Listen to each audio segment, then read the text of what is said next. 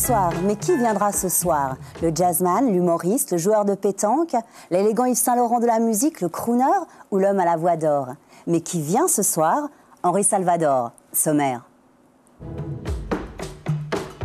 Ça va se passer à peu près comme ça. Un portrait, la petite histoire d'Henri Salvador et la grande histoire du monde. Un souvenir sur la scène du Montreux Jazz Festival, mais on ne dit rien de plus. Une femme, toute génération confondue, elles ont craqué. Mais à 28 ans, Keren Anne est devenue l'auteur tendre d'Henri. Un geste, insolent et amical au maître, signé Benabar. Mais surtout, la surprise de ce que ce gentleman solaire va nous offrir. La joie d'un rire, un album Ma chère et tendre, et 2 titres pour Fax Culture.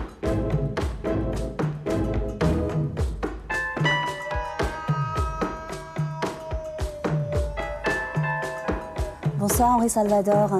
Bienvenue sur mon plateau. Ah, je suis la princesse tout de suite, avec Viviane, c'est tout? Non, mais je suis un vénard parce que je savais que je venais faire une télévision ici, mais je ne savais pas qu'il y avait une si jolie dame avec moi. Oui, mais ça, c'est le gentleman, c'est le savoir-vivre, c'est la séduction. C'est vrai, c'est vrai. Cousin.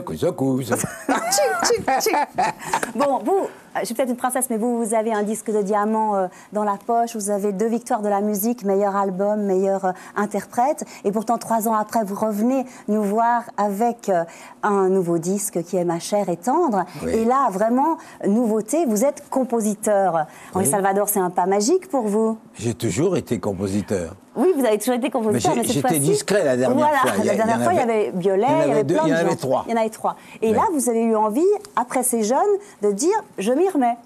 Non, c'est pas que je m'y remets, c'est que je voulais prouver que moi aussi, je sais composer. Parce que vous savez, le dernier disque, s'il ne m'a pas plu, c'est qu'il y a beaucoup de personnes qui s'étaient octroyées le succès de ce disque, en disant « grâce à moi ».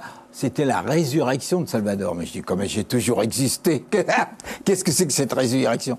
Alors là, je vais faire voir que je sais aussi composer. C'est bien fait. C'est bien fait. Mais il n'empêche que ces jeunes, ils vous ont quand même redonné une certaine énergie, une certaine sensualité, que vous aviez envie de revendiquer. Surtout Keren Anne, qui est pour moi à l'avant-garde de la chanson française. C'est une demoiselle distinguée, bien éduquée, et qui écrit des paroles merveilleuses, aussi bien en français qu'en anglais. Non, mais là, un talent, pour moi, c'est le top du top. Ben, ça tombe bien parce qu'on la retrouvera en émission. Dites donc, Henri Salvador, des alcôves de l'amour jusqu'au devant de la scène, vous avez une vie pleine comme ça, pleine à craquer. Quel contrat avec la vie vous avez fait pour la rendre si belle? Ben, j'ai fait un contrat pour que j'espère que je vive très, très, très longtemps. D'ailleurs, je vais vous dire une chose, je suis tellement vieux maintenant, et tout le monde est en admiration, on dit comment vous faites, et que maintenant j'ai peur. J'ai peur de ne pas mourir. Pourquoi un petit goût de vie éternelle, ça vous dit pas? Ben moi, ça me dit, au contraire, justement, je suis déjà le pied dedans. Hein. Alors, un pied dans l'éternité, mais il n'empêche que vous aimez bien penser à ça, parce que vous dites souvent, tiens, moi j'aime l'ésotérisme, et vous avez dans votre poche un monsieur qui s'appelle Gurdjieff, qui est un monsieur qui pense beaucoup, qui a donc on ne va pas entrer dans sa pensée parce que ça sera un peu compliqué, mais il n'empêche qu'il cherche à embellir l'être, à rattraper l'âme. Ça, c'est des choses qui vous importent? Ben oui, ça, j'ai beaucoup lu toutes ces choses-là. Et vous savez, c'est drôle, c'est grâce à un livre que j'avais lu sur la vie de Gandhi, et dans les bas des pages, j'avais toujours marqué, il faut lire tel bouquin. Alors je me suis mis à acheter les livres, et au fur et à mesure, j'ai découvert Sri Aurobindo, Annie Besant, Krishnamurti, enfin, et je me suis enrichi de ces gens-là. Et je suis venu d'une pureté exemplaire. Alors, effectivement, il y a les mots des autres qui ont embelli votre âme, mais il y a aussi des sacrées heures de sommeil. Parce que vous nous épuisez, et vous épuisez les gens qui sont en promo avec vous, mais par ailleurs, vous aimez bien dormir.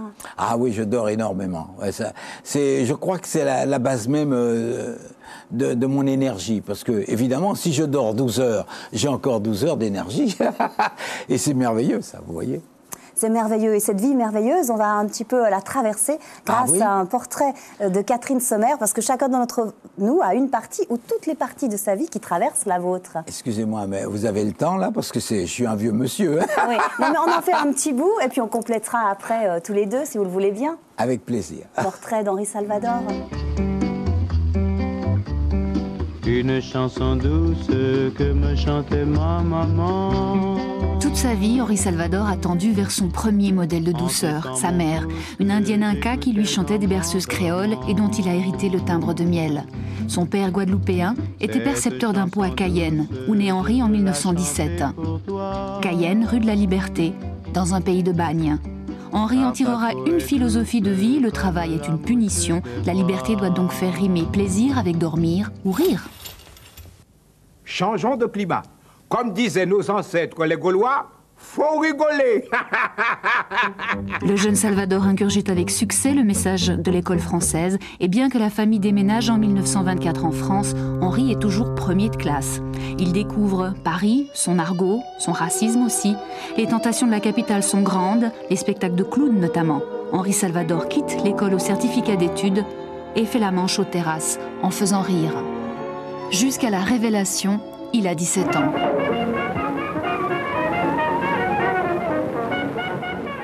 C'est décidé, il sera musicien de jazz. Autodidacte, il choisit la guitare et travaille dans les clubs parisiens jusqu'à la guerre. Démobilisé, Henri Salvador rejoint Nice où il est remarqué par le célèbre Ray Ventura, qui l'engage comme guitariste, chanteur et comédien. Bien, je vais vous présenter maintenant mon camarade Henri Salvador. Je voudrais que vous le connaissiez par la radio, mes chers auditeurs, tous ceux d'entre vous qui n'avaient pas l'occasion de le voir sur scène, parce qu'Henri est un garçon très amusant. I'm Popeye the Sailor Man. I'm Popeye the Sailor Man. Avec Ray Ventura et ses 24 musiciens, Henri Salvador part en tournée sud-américaine, Argentine, Chili, Uruguay et surtout Brésil, où Henri va s'arrêter pour mener une carrière solo. Il ne rentre en France qu'à la fin de la guerre. Il retrouve Ray Ventura pour une tournée européenne et sa maladie d'amour fait le tour du monde. Maladie d'amour, maladie des amoureux. Chacha, c'est vous aimez-moi. Henri Salvador a désormais envie de se lancer tout seul dans des one-man shows où il va expérimenter le pouvoir communicatif de son rire.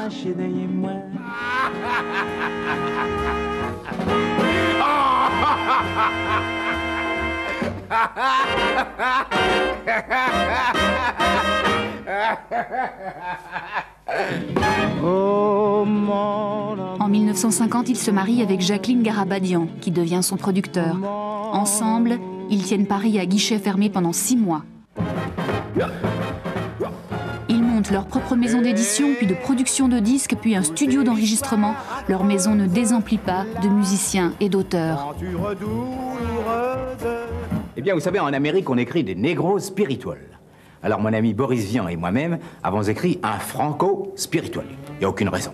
On t'a donné les baisers d'une jolie main. Henri Salvador est pris dans un tourbillon de travail et les succès s'enchaînent. Dans la jungle, terrible jungle, le lion... Dans les années 60, il devient aussi le précurseur du clip avec ses Scopitones où il joue tous les rôles.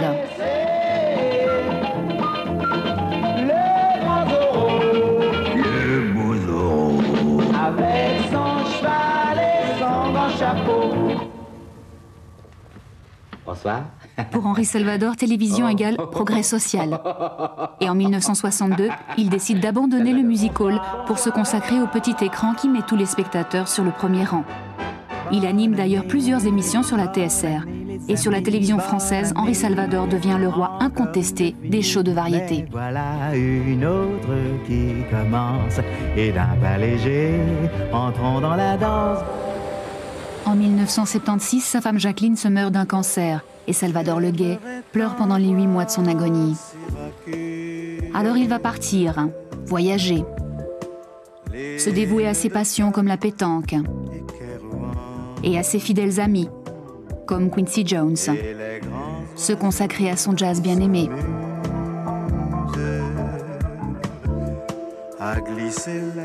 En 2000, avec une nouvelle génération d'auteurs, Henri Salvador renoue avec succès avec la douceur.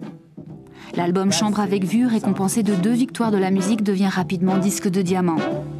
Dans vos rêves, bien plus bleu que la vie. À plus de 80 ans, infatigable, intarissable, Henri part en tournée à la rencontre de ses publics, l'ancien et le nouveau. Dans vos rêves, font le jour de mes nuits. Henri, on est sorti du portrait. Il y a 1000 choses, mais ça, tout reste extrêmement léger. Vous avez eu la liberté de faire des rôles multiples, d'incarner des personnages, de chanter. Et vous êtes né rue de la Liberté à Cayenne. Oui. C'était prémonitoire? Ben oui, c'est vrai, ça, c'est bizarre. Hein. Ouais. Enfin, ce qui prouve que je suis un homme vraiment libre. Et vous l'êtes resté? Oui, je suis resté, oui, c'est vrai.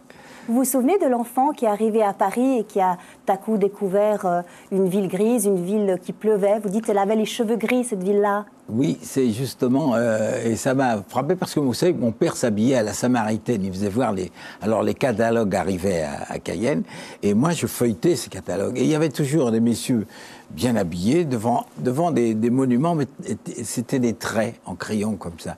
Alors pour moi, Paris, c'était une ville complètement blanche, vous comprenez, parce que il n'y avait pas de... C'était seulement des dessins et le monument était blanc. Mm-hmm. Et quand je suis arrivé à Paris, catastrophe, je vois la gare Saint-Lazare, mais c'était épouvantable pour moi, j'étais déçu, je dis mais qu'est-ce que c'est? C'est ça la ville que j'aimais tellement. Et puis petit à petit, en habitant dans Paris, j'ai fini par commencer à découvrir la merveilleuse ville que c'est. Et les monuments, je m'y suis habitué. Aller voir un peu à redécouvrir sa beauté, quoi. Ah oui, sa vraie beauté. Et puis un beau jour, il y a le ministre de la Culture c'était André Malraux. André Malraux, qui décide de faire nettoyer les monuments. Ce qui fait que Paris était redevenu blanc, comme moi je l'imaginais. Et là, j'étais déçu parce que je m'étais habitué aux monuments noirs. C'est affreux. C'est affreux. C'est épouvantable. Il y avait aussi une rudesse dans Paris, parce que vous, l'enfant de Cayenne, vous aviez l'habitude de courir comme vous en aviez envie. Et puis là, tout à coup, en sortant de la gare, vous entendez quelqu'un qui dit « Ah, voilà un petit nègre ». Oui, c'est assez bizarre. J'ai dit « Mais qu'est-ce qu'il y a ? Je suis indien, qu'est-ce qu'il a celui-là à m'appeler nègre ?» C'était bizarre. Mais à cette époque-là, ils étaient encore un peu sauvages, les Français. Et depuis, moi, je les trouve qu'ils ont civilisé un peu. Oui, ils n'ont peut-être pas forcément un regard plus accueillant sur l'étranger. Pardon? Ils n'ont peut-être pas forcément un regard plus accueillant sur l'étranger. Oh, peut-être, je ne sais pas. Enfin, oui. Alors la maman, elle était indienne, justement, elle était inca. Oui. Elle était douce, elle était douce. Délicieuse. Elle avait une voix merveilleuse et quand elle était contente, alors elle nous réunissait tous les 3 enfants et elle chantait a cappella des chansons pour nous. Et je crois, j'ai eu la chance, je crois, d'hériter de sa jolie voix. Et maintenant, je suis en train de charmer les Français et vous, j'espère. Vous en doutez? Je ne sais pas, je ne veux pas savoir.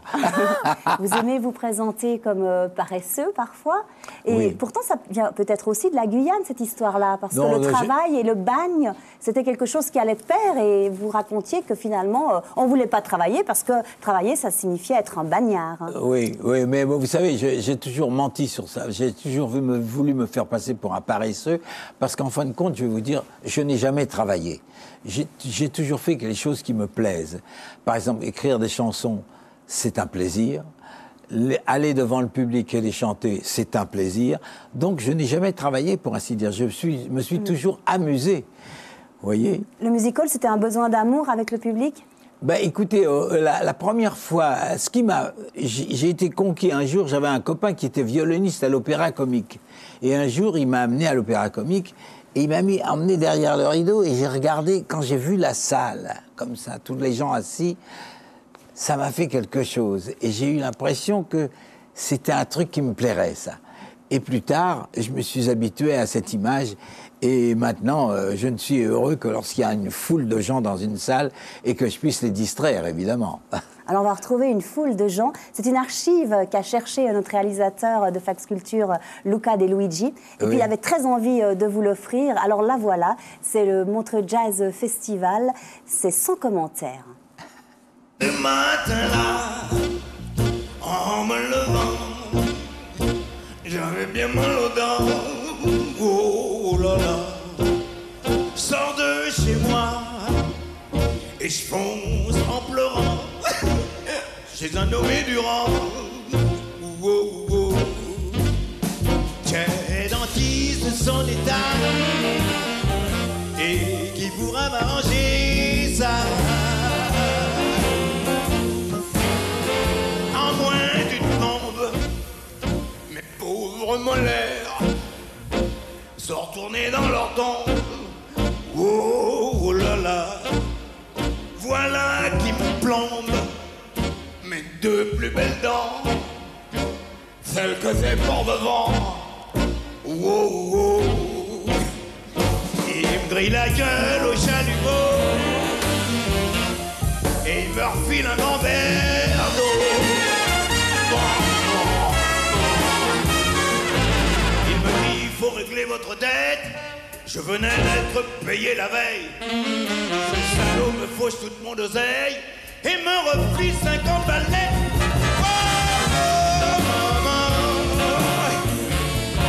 Et il ajoute en rigolant.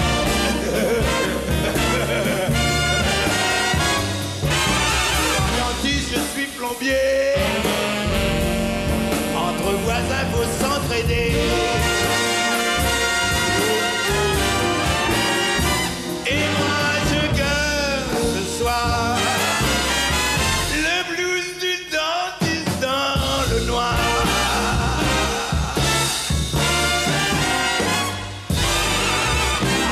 J'ai plus de temps là, qu'est-ce que je lui ai raconté à mes pépés, alors tu parles, Alors ça, c'est un souvenir extraordinaire, parce que c'est l'émotion musicale que j'ai eue la plus forte de ma vie, parce que c'est un cadeau que m'a fait, pour ainsi dire, Quincy Jones. Il m'a dit, voilà, je t'invite à Montreux, parce qu'il était là, il faisait le festival, et la surprise pour moi, c'était que je devais chanter Quincy Jones dirigeant l'orchestre et derrière moi, l'orchestre de Count Basie. Alors ça, je vais vous dire, c'est le summum pour un artiste, surtout un artiste français, on ne peut pas avoir l'occasion de ça. Et je vous assure que lorsque ces gens se sont mis à chanter, à jouer, j'avais l'impression de sentir un souffle derrière moi. Ça joue avec une précision et une force. J'étais aux anges. D'ailleurs, on le voit comme je suis heureux à chanter avec eux. Vous avez le sourire en banane, comme on dit, quoi. Mais ça, cette passion du jazz, vous l'avez eue depuis vos 17 ans. Il y a eu carrément un coup de foudre. Votre cousin est arrivé avec des disques et vous êtes dit, ça, ce son-là, c'était le son de... Mais je l'ai dit à mon père, je me suis retourné, je lui ai dit, c'est ça que je veux faire. Et lui, il était catastrophé, il voulait que je sois docteur ou avocat, vous vous rendez compte? Parce que dans mon pays, tout le monde est docteur et avocat. Et tout à coup, il y a eu le son de la trompette de Louis Armstrong. Oui, oui. Ah oui, Louis Armstrong. Et puis, il y avait un disque de Duke Ellington. Alors, évidemment, un beau jour, mon père m'a offert une guitare. Et je me suis mis à copier les accords de Duke Ellington, qui était, lui, très en avance sur l'époque. Et lorsque je suis allé Place Pigalle pour essayer de trouver un boulot, je vais à un chef d'orchestre, je dis, vous n'avez pas besoin d'un guitariste? Il me dit, t'es guitariste, toi? Viens, on va aller dans le bar, là. Il m'a amené dans un café et il me dit, allez, joue. Et quand je me suis mis à jouer, il a dit, nom de Dieu, mais qu'est-ce que c'est que ça? Où tu as appris? Je dis, dans ma chambre. Il ne voulait pas le croire, mais j'ai eu en écoutant les accords de Duke Ellington. Et c'est grâce à Duke Ellington que j'ai... Après, j'ai eu une réputation, tous les musiciens disant, il y en a un bon, là, le petit. Mais le petit, en plus, il avait commencé par faire la manche à Montparnasse. Mais oui. Et puis alors, j'étais jaloux. Il y avait un petit Chinois qui faisait des jongleries, et à chaque fois, il se débrouillait pour passer avant moi, et il ramassait tous les sous. Boulevard Saint-Michel. Raté, Henri. Et là, vous avez déjà le goût du rire, parce que vous alliez au cirque Medrano, vous avez vu aussi c'est des mon père clowns. qui m'avait offert.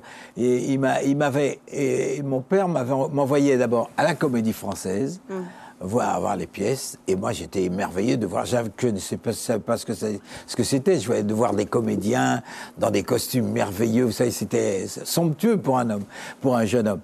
Et alors après, il m'a envoyé, on habitait rue des Martyrs, alors j'allais au cirque Medrano, en haut de la rue des Martyrs, et je regardais, et je riais tellement qu'un jour, le clown qui était dans le cirque, qui faisait ces choses que je comprenais partout, il a envoyé une ouvreuse me dire d'aller dans sa loge. Je suis allé et je me suis trouvé devant Monsieur Rome, l'un des plus fabuleux clowns que j'ai jamais vu, qui avait, même quand il levait le petit doigt, c'était toujours extraordinaire. C'était un type fabuleux. Et il a dit, écoute, puisque tu rigoles comme ça, tu vas venir tous les dimanches et c'est gratuit pour toi. Et après, le spectacle s'ouvrait. C'était merveilleux, merveilleux. Et j'ai appris beaucoup de choses. Il a été gentil, il m'a appris des gags, il m'a appris ce métier. Enfin, c'était un type merveilleux. On va poursuivre pour entrer dans ce métier merveilleux parce qu'on a aussi envie de vous entendre chanter. Fax Culture vous reçoit pour ça. Alors, en intro, on va sur un titre de l'album Ma chère est tendre. On va écouter quelques phrases mélodiques de Ailleurs, si vous voulez bien. Puis pendant ce temps, comme ça, vous allez rejoindre notre public et vous serez prêts à nous interpréter 2 titres ensuite. D'accord? Mais comment donc, princesse? Ouais, princesse. Je sais, j'ai fait la vie, la vraie. Mais la vraie vie, à mon avis,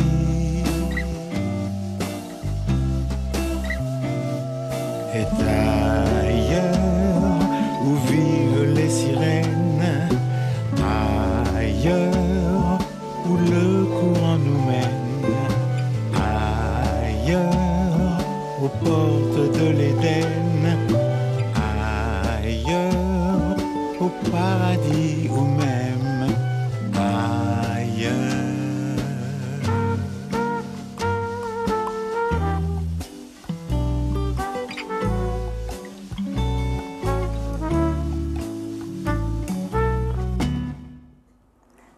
Henri Salvador est prêt. D'abord, on va entrer dans l'atmosphère de Chambre avec vue, puisqu'il va interpréter pour vous Jardin d'hiver. Et puis, après, changement de disque compact, on ira sur Ma chère et tendre, nouvel album, entendre le titre phare de cette musique. Henri Salvador, pour vous. Je voudrais du soleil vert, des dentelles et des théières, des photos de bord de mer dans mon jardin d'hiver. Je voudrais de la lumière comme en Nouvelle-Angleterre. Je veux changer d'atmosphère dans mon jardin d'hiver.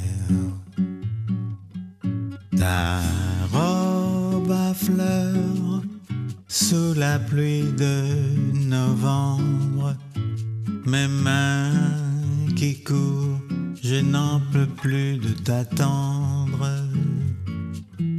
Les années passent, qu'il est loin l'âge tendre, nul ne peut nous entendre. Je voudrais du Fred Astaire, revoir un latte coère. Je voudrais toujours te plaire dans mon jardin d'hiver. Je veux déjeuner par terre comme au long des golfes clairs, embrasser les yeux ouverts dans mon jardin d'hiver. Ta robe à fleurs sous la pluie de novembre, mes mains qui courent, je n'en peux plus de t'attendre. Les années passent, qu'il est loin l'âge tendre, nul ne peut nous entendre.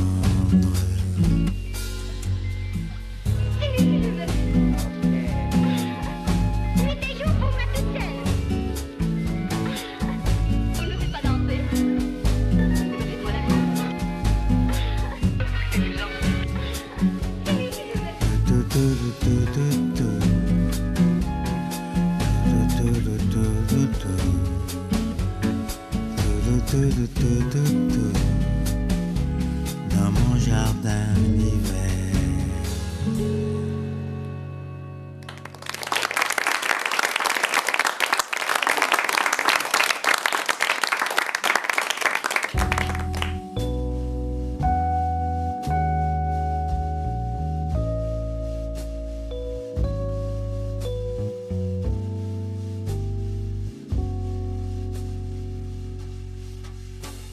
Ici, ma chère est tendre, les choses n'ont pas pas changé. Dans le sac et la cendre, j'ai presque tout laissé. Plus rien ne peut surprendre mon cœur envisagé. La vie sans nous attendre l'avait déjà tracé. J'avoue, ma chair est tendre, que sans me renoncer, dans le sac et la cendre, j'ai vu quelques regrets, mais nul ne peut comprendre les hier et le passé. Je ne rêve que de t'entendre, je ne veux que t'embrasser, ma chair est tendre. Le temps d'un soir ou d'un jour de grand vent, je me contenterai de voler des instants. Mon jardin vide est un bonheur solide. Je n'en dirai pas plus pour le moment. Ici, ma chair est tendre, les choses n'ont pas changé. Dans le sac et la cendre, j'ai presque tout laissé. Plus rien ne peut surprendre mon cœur envisagé. Je suis prêt à t'attendre, ma chair est tendre.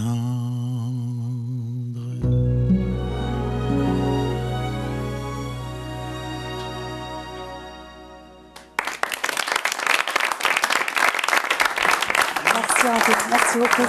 Je sais que Ma chair est tendre sera bientôt sur des milliers de platines, mais c'est vrai que c'est une des premières fois que nous l'entendons. Merci de l'avoir partagé avec nous. C'est un plaisir. Vous aviez beaucoup parlé de votre vie à Keren Ann avant qu'elle vous offre ce texte qui paraît non, comme un pas hommage. du tout. Vous savez, ça se passe pas comme ça. Elle est venue à la maison, je lui ai fait entendre 4 mélodies. Elle m'a dit, écoute, en ce moment, je travaille énormément, je vais t'en faire une. Et elle m'a fait celle-là, vous voyez. Mais je ne donne pas de projet. Je les laisse seulement eux réfléchir. Et c'est tout elle, ça. Et je trouve que c'était vraiment une fille qui a un talent merveilleux. En plus, elle est distinguée, elle est bien éduquée. En plus, elle trouve des mots extraordinaires. Enfin, moi, quand j'ai entendu cette chose, le sacre et la cendre, ben, on n'entend pas ça tous les jours, vous voyez. Ou bien dans mon cœur envisagé, moi, je me suis envolé. Alors, là, vous êtes envolé parce que vous avez toujours eu le goût de la langue française. On a entendu Boris Vian avec le blues du dentiste. Oui. Mais souvent, vous citez Albert Cohen, Jacques Prévert. Ce sont la langue, vous l'avez aimée, quoi. C'est grâce à Boris Vian et Bernard Dimet, qui sont des auteurs merveilleux et qui m'ont donné l'amour des mots et de la langue française. Et maintenant, je suis devenu un amoureux fou de la langue française. Et c'est pour ça que je veux faire le tour du monde pour essayer de repropager la belle chanson française qui a l'air de disparaître un peu, on m'a dit, dans le monde. Ben oui, 11e langue du monde. C'est vrai qu'on est un petit peu loin, quoi. Il faut se batailler pour en surtout avec le patrimoine qu'on a. Enfin, on a les meilleurs auteurs du monde. Alors, je ne voudrais pas que ça meure. Alors aujourd'hui, vous avez un amour auprès de vous qui est Catherine Costa. Autrefois, vous aviez aussi une femme qui a eu beaucoup d'importance, c'était Jacqueline. Aujourd'hui, dans une autre mesure, Keren Ann a son rôle à jouer. Vous avez besoin des femmes pour être le professionnel que vous êtes. Écoutez, j'adore l'élément féminin. C'est une chose, c'est ma corde sensible. Moi, je n'aime que les femmes. Et vous savez, ma première femme était une femme qui m'a fait découvrir la littérature française. Elle connaissait tout par cœur. Elle m'a dit, voilà, il faut lire celui-là, celui-là, celui-là. Et je me suis enrichi comme ça. Et malheureusement, le cancer me l'a volé. Et j'ai eu la chance de rencontrer Catherine, qui est maintenant ma femme, et avec elle, je revis merveilleusement. C'est beau parce que vous associez toujours les deux prénoms, quoi, Jacqueline, Catherine. Et c'est de beaux hommages à ces deux femmes qui font partie de votre vie. Alors là, j'ai vu dans ce bouquin qui s'appelle Attention ma vie, signé Henri Salvador, toutes les voluptés de votre existence. Alors vous dites, j'ai une passion pour les vêtements, j'ai une passion pour les grands Bordeaux, j'ai une passion pour les belles chansons. Alors moi, j'aimerais en savoir un peu plus. Je vous relance la petite phrase et vous me donnez des exemples, quoi. Si je vous dis, j'ai une passion pour les vêtements, exemple. J'aime bien toujours être bien habillé. Vous savez, ça m'est venu en regardant les films américains. Et je regardais Fred Astaire ou Gary Grant, qui étaient toujours très bien habillés. Et j'essayais de copier un peu ces gens-là qui étaient vraiment très distingués. Hein. Alors, j'ai une passion pour les grands Bordeaux. Des exemples? Moi, ma seule passion, c'est le pomerol. Le pomerol, c'est un pinard extraordinaire. Et puis alors, en plus, c'est que quand je suis sur scène, j'ai toujours un verre de vin. Parce que c'est excellent pour les cordes vocales. Oh, excuse. Non, je vous jure, si vous avez des petits graillons, surtout pour un chanteur, hein, on prend deux gorgées. Je ne vais pas commencer à boire mon pinard sur le plateau, Henri Salvador. Ma voix s'envole toute seule, c'est merveilleux. C'est bien. C'est ça qui lui donne... Alors, ce goût de miel, justement, dont parlait Catherine Sommer dans son portrait, c'est ça, le goût de miel? C'est la douceur de la maman, plus les belles choses de la vie? Écoutez, moi, j'aime la compagnie des femmes. En plus, je suis un type, j'adore être materné. Vous savez, je suis resté un enfant de ce côté-là. Et j'ai eu la chance de trouver deux femmes qui adorent materner les hommes. Alors, vous pensez, je suis aux anges. Alors, petit ange, redescendez vers moi. Vous avez la passion pour les plus belles chansons. Des exemples, celle de Sinatra, celle de qui d'autre? Ah, Sinatra. Vous savez, j'ai deux... Je suis fan de deux chanteurs. C'est Nat King Cole et Frank Sinatra. Parce que pour moi, ils n'ont jamais été égalés. Ils ont atteint le summum. Ils chantaient avec des voix formidables. Et pour moi, Sinatra est un professionnel comme on en a rarement vu. Écoutez, vous pouvez écouter tous ces disques, il n'y a pas une faute de goût, vous comprenez? Il chantait, il prononçait même les S des mots au pluriel. Et ça, c'est vraiment de la recherche formidable. Et je suis vraiment en admiration. Et d'ailleurs, quand j'ai appris la respiration, j'ai développé mes poumons exprès pour essayer de m'approcher de ce style pour chanter presque comme eux. Oui, il paraît que vous avez fait des techniques vraiment physiques, c'est-à-dire en lisant une page, deux pages, vous coupiez votre respiration de plus en plus. Mais oui, parce que j'ai cherché partout un livre et je l'ai trouvé qui s'appelle L'art de la respiration. Et il y a des leçons comme ça, il y a 12 leçons. Et je les ai tellement travaillées qu'à un moment, je pouvais lire 5 pages sans respirer. Vous voyez, c'est pour vous dire comment je voulais y arriver. Et sur la scène, ça vous donnait un volume, une aisance beaucoup plus grande. Surtout pour le micro. Vous savez, quand on fait un disque, et c'est ce que je reproche beaucoup aux jeunes, et je voudrais même ouvrir une école. C'est pour vous dire, je voudrais que les gens sachent se servir de ce miracle d'invention, parce que la plupart des gens crient là-dedans. Et c'est pas du tout... Il faut parler, il faut chanter dans un micro comme on parle d'amour à une femme. Vous savez, quand vous êtes à côté d'une femme, on ne lui dit pas « Je vous aime !» Pas du tout. Il vaut mieux pas. On lui dit « Je vous aime !» Et c'est le technicien qui vous donne de la voix. La preuve, c'est que quand, à la NASA, on veut parler à un monsieur qui est dans la Lune, eh ben on lui dit « Messieurs, il est telle heure, c'est l'heure de vous réveiller. » Eh bien, à la NASA, à la Lune, ils entendent parce que le monsieur, il a poussé le potentiomètre et on n'a pas besoin de crier dans un micro. Et la plupart les chanteurs n'ont pas encore compris que c'est un ustensile d'une sensibilité extrême. Comme une femme, d'ailleurs.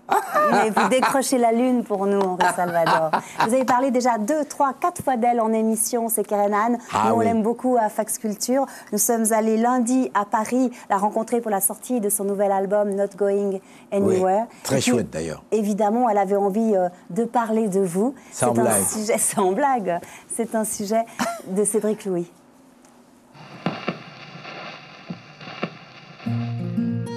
Keren Han, fille d'ici, Paris, Londres, et aux origines tressées de là-bas, Java, la Hollande, Israël. Entre bonheur et tristesse, il manque des mots à Keren Han pour imager ses sensations, mais sa musique, son allié, né de sa guitare, vient nous les raconter dans Not Going Anywhere. Keren Han, l'auteur fétiche de Henri Salvador pour Chambre avec vue, fait tourner des mélodies sensuelles, mélancoliques parfois. Peut-être. La mélancolie, pour moi, c'est quelque chose qui n'est pas lié à la négation. C'est quelque chose, au contraire, qui est très tendre et très beau et qui concerne souvent la chanson en général. Je chante des mélodies, ou je compose des mélodies qui me touchent et j'utilise des mots qui me touchent, même si c'est pas forcément mes histoires personnelles, parce que j'emprunte des histoires. Et à partir du moment où une histoire nous touche, elle devient un peu la nôtre. Donc le mélange bonheur et tristesse, ou introverti, extravagant, et tout ce qui concerne les extrêmes, c'est lié à tous les êtres humains. Après, c'est le temps qu'on passe à être chacun de ces personnages qui fait qu'on a un caractère plus introverti ou plus extraverti. Moi, c'est beaucoup plus lié aux saisons, je pense. This is why I always whisper when vagabonds are passing by. Casanière, pour moi, ça correspond à l'hiver, parce que j'hiberne à l'hiver. J'aime bien être chez moi à l'hiver, alors que printemps, été, je perds tous mes repères et j'ai besoin de bouger. Je me retrouve nulle part à ma place. Et puis casanière, c'est un peu l'excuse quand on aime être chez soi. Mais Paris est un décor qui correspond assez bien pour les casaniers, parce que personnellement, j'aime bien être chez moi et savoir qu'il y a du mouvement dehors. Voyageuse ou nomade ou vagabond, ce sont des mots qui sont liés forcément au voyage.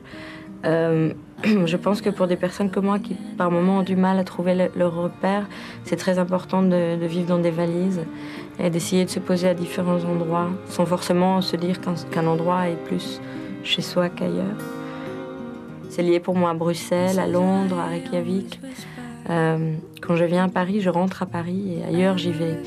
Donc quelque part, ça fait de Paris ma maison, mais ça m'empêche pas de me sentir chez moi ailleurs.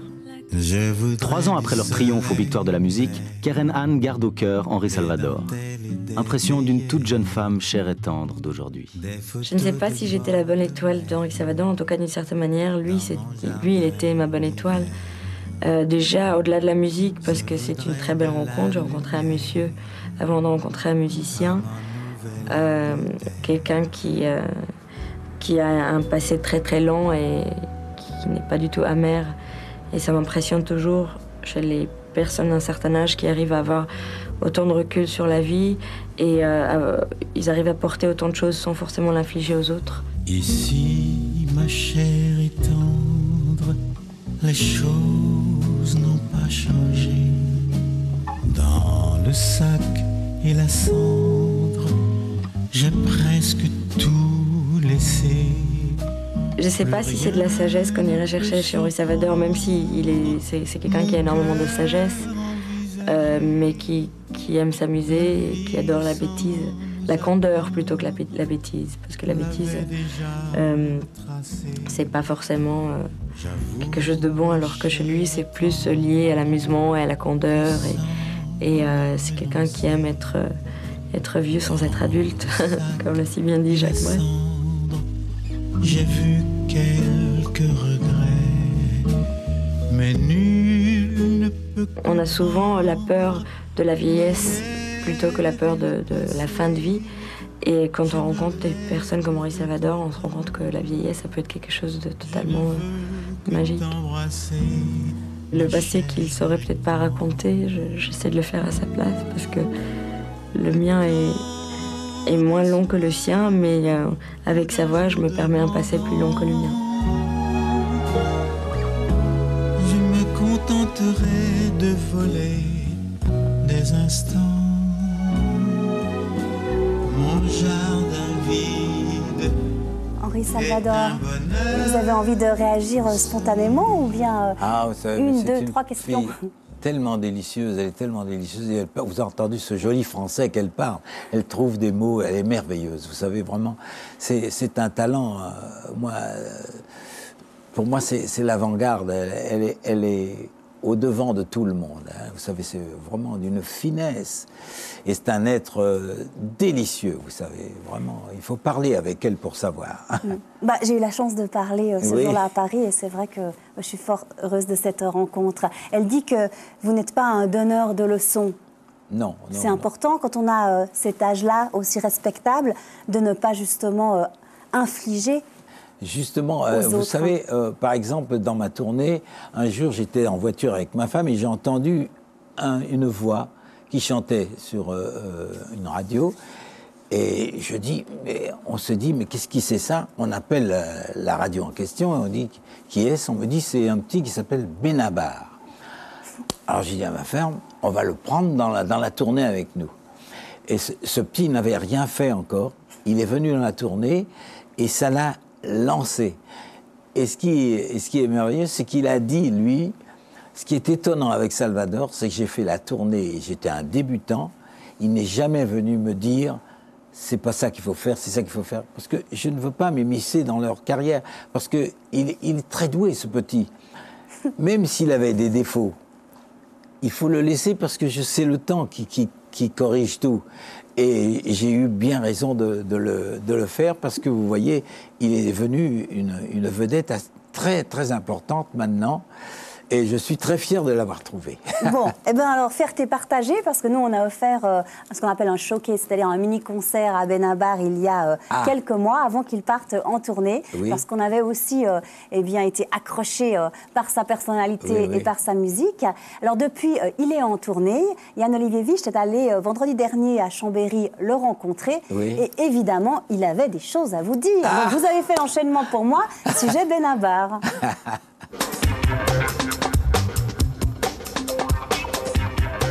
Bonsoir, Benabar. Non, des questions sur Henri Salvador, là, je pense pas que ce soit bon pour mon image. Laissez-moi. Je tiens à préciser officiellement que je n'ai jamais cassé les jambes d'Henri Salvador. Je l'avais dit sur scène pour plaisanter, mais le malheur, c'est que certaines personnes dans le public, c'est que c'était sûrement pas très drôle, et les gens l'avaient pris un peu au premier degré pour certains, donc il y a eu un petit froid dans la scène. Il y a eu Gosse de riche, au début il m'appelait Gosse de riche, après il m'appelait Grosse bite, mais j'étais pas le seul hein, malheureusement, parce qu'au début je prenais ça comme une... J'étais très flatté, mais en fait il appelait plusieurs musiciens aussi du même surnom, ce qui n'est pas du tout vrai dans le cas des musiciens, mais assez justifié dans mon cas, il faut quand même dire la vérité aux spectateurs. Et à la fin, Benabuche il m'appelait. Chanson douce que me chantait d'ailleurs ma maman quand on était petit. Elle est vraiment inscrite dans une partie du cerveau, c'est vraiment des souvenirs d'enfance, des trucs qu'on n'oublie pas.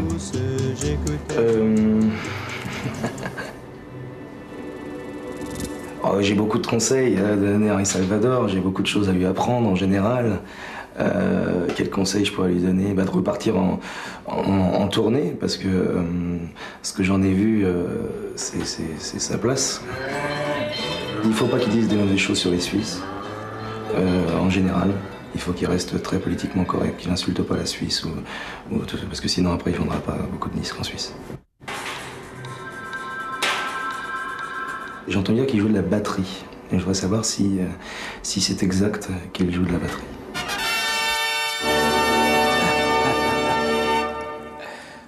Il est très, très, très gentil. Et je l'aime beaucoup, ce petit, parce qu'il a une foi dans son métier. Et vous savez, il a beaucoup, beaucoup d'humour sur scène.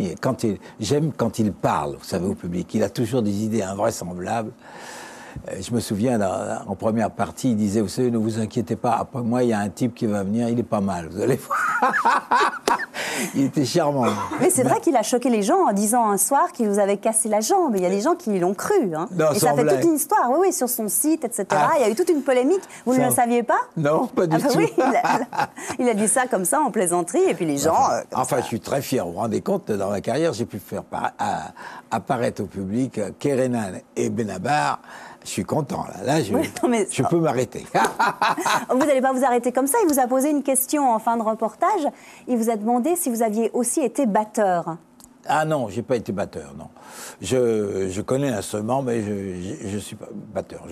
Je joue de la basse, du piano, de la guitare. C'est tout. Et je chante, évidemment. Mais il n'empêche que quand vous étiez jeune, une fois, pour décrocher un petit job, vous avez menti, vous avez dit oui, je suis batteur, et puis vous avez dû suivre comme ça. C'était effrayant parce que c'était dans un restaurant chinois. C'était un copain qui m'a dit, va me remplacer, parce qu'il était danseur de claquettes, il a dû aller faire un gala, il me dit, remplace-moi. Alors je lui dis, mais comment il faut faire? Il me dit, voilà, tu connais le tempo? Je dis, oui.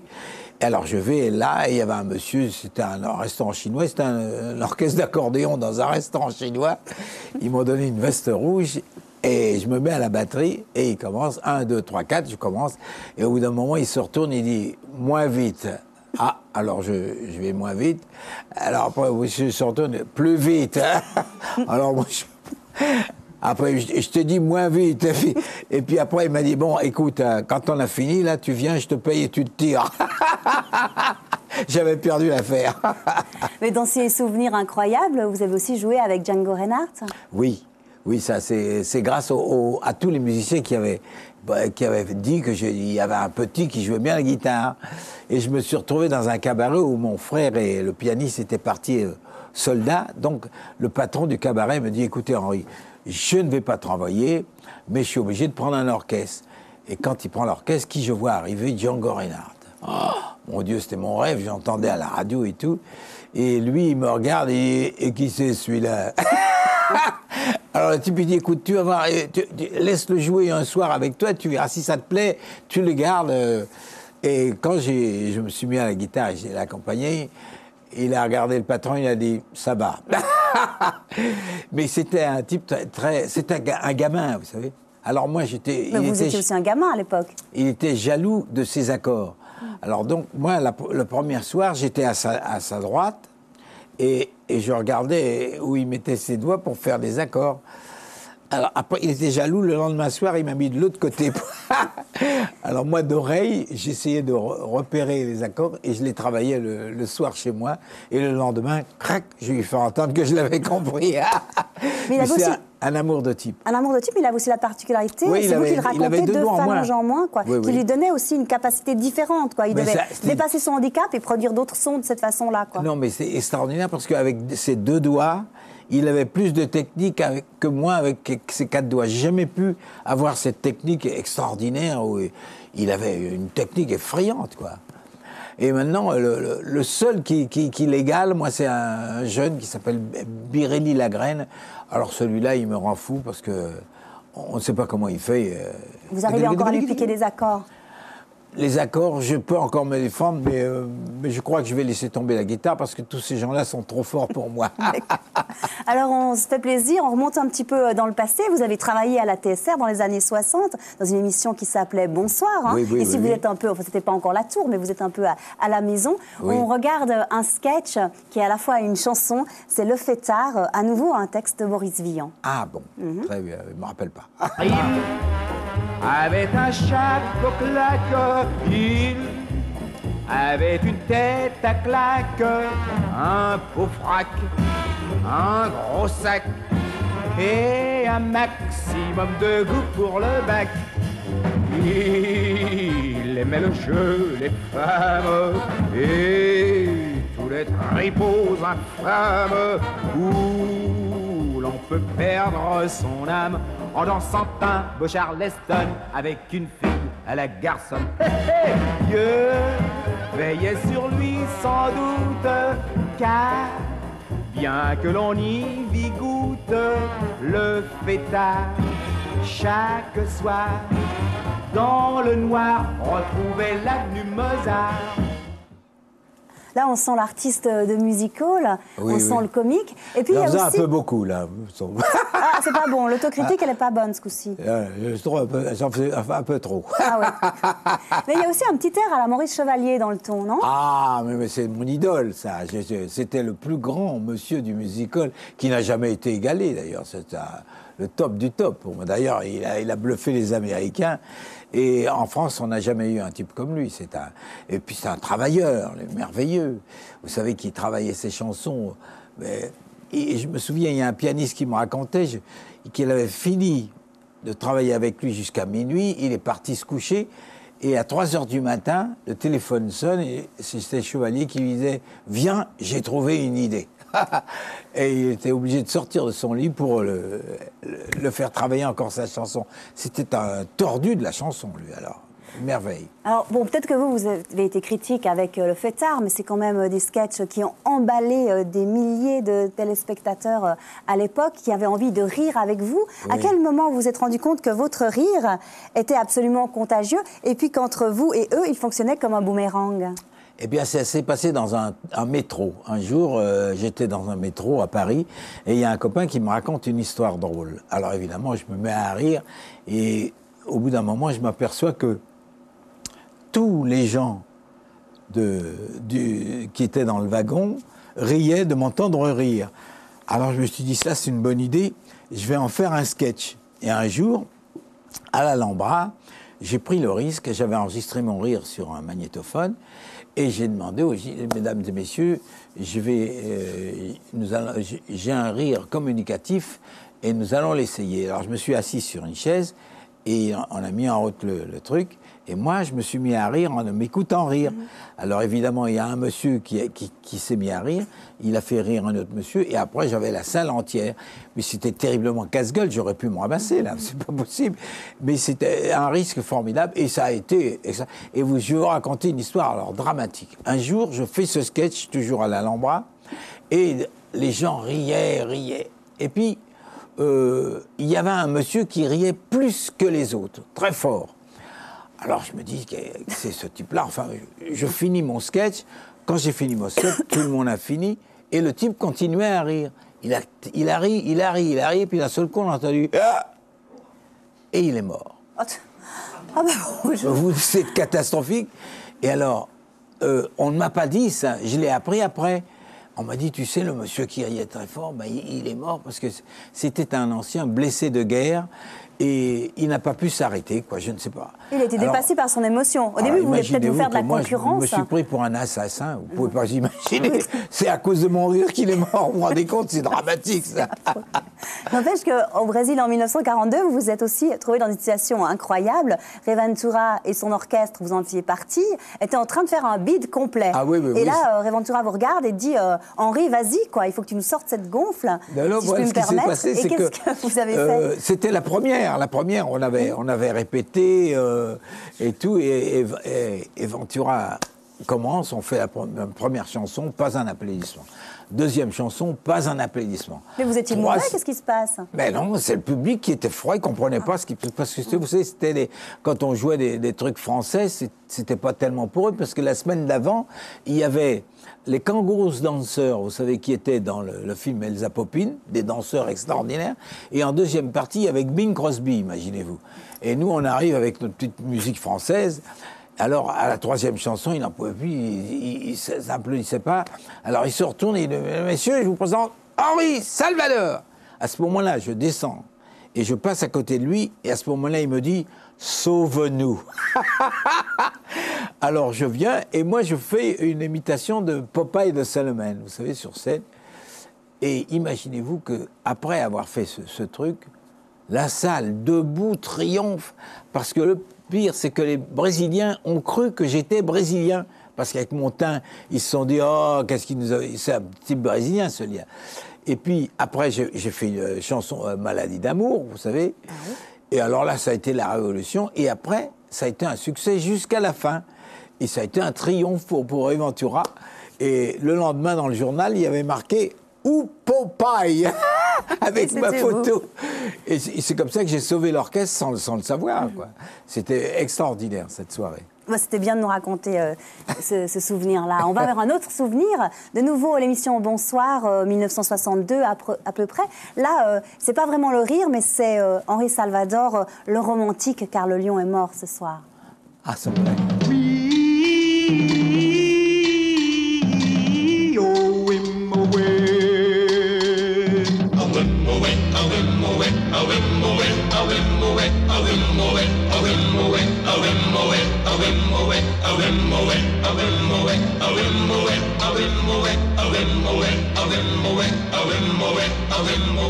Dans la jungle, terrible jungle, le lion est mort ce soir. Tous les hommes tranquilles s'endorment, le lion est mort ce soir. Oui, oh oui,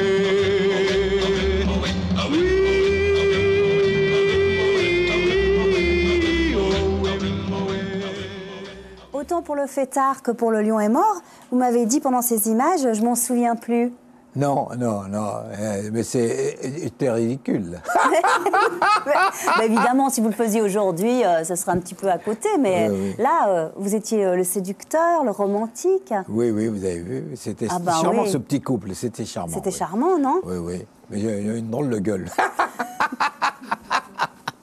Ce fameux rire-là, vous l'avez aussi parfois utilisé pour vous cacher un petit peu, Henri Salvador? Oui, j'étais très timide et ça m'a beaucoup servi dans la vie.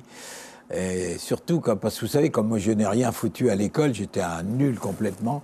Et quand je parlais avec des gens qui étaient un peu huppés, qui balançaient des mots que je ne comprenais pas, je partais de mon rire pour qu'ils ne s'aperçoivent pas que je ne comprenais pas ce qu'ils me disaient. Vous comprenez? C'était une manière de me cacher. Et quand on voit ces images noir-blanc, c'est une autre télévision qui ressurgit.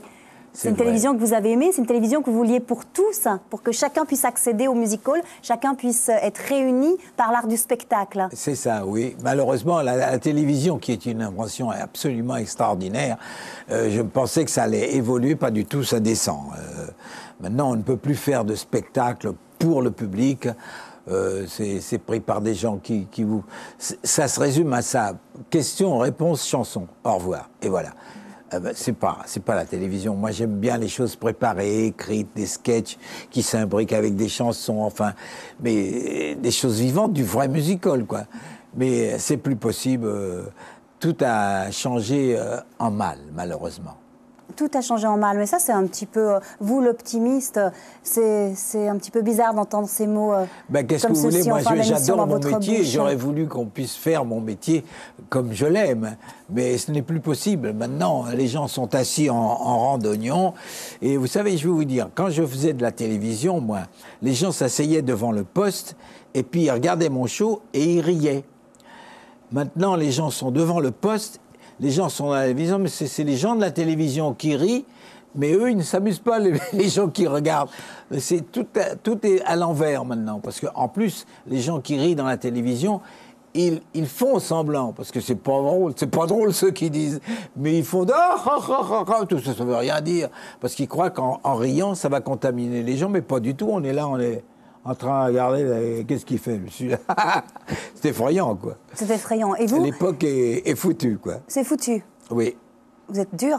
Non, je suis pas dur, c'est la vérité. Vous pouvez demander à des gens qui regardent la télévision chez eux, il n'y a rien à voir.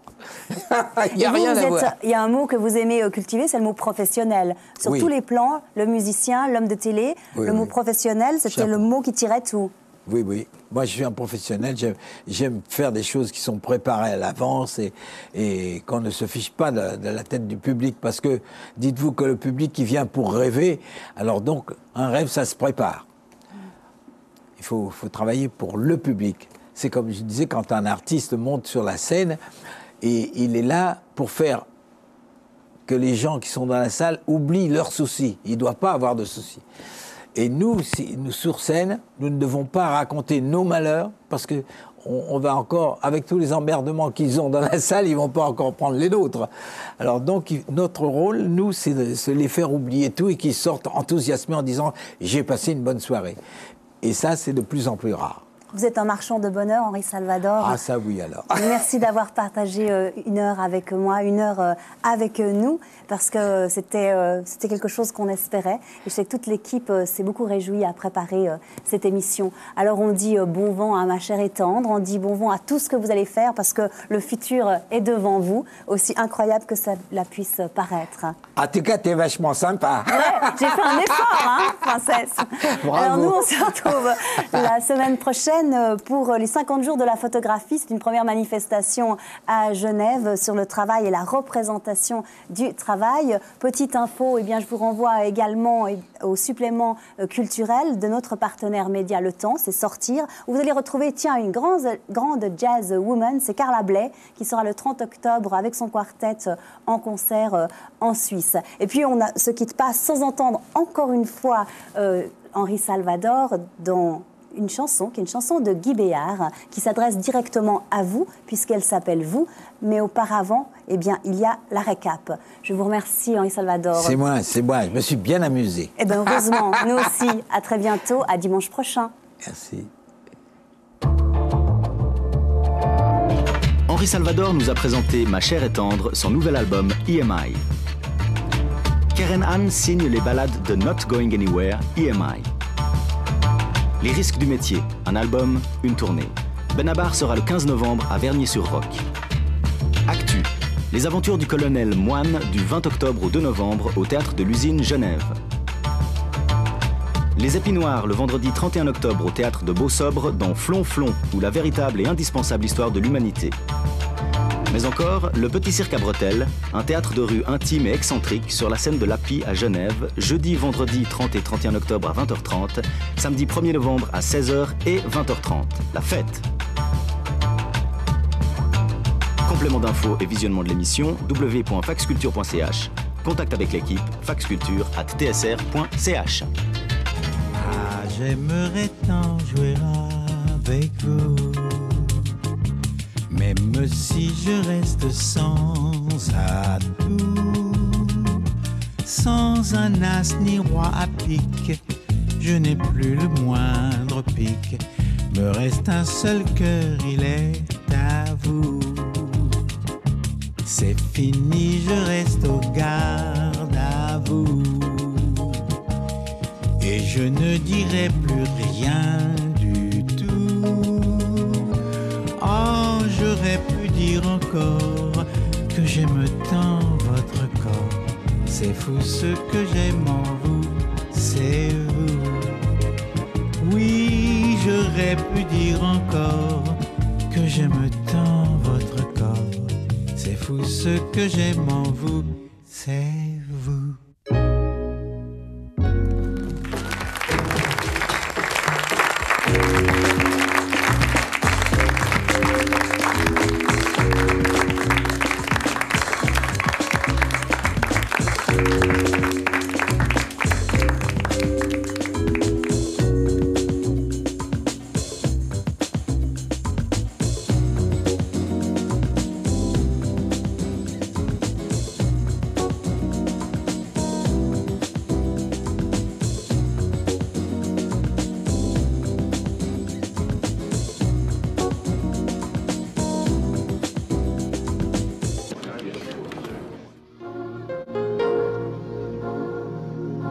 Fax Culture avec Gérard Bergot et Le Temps.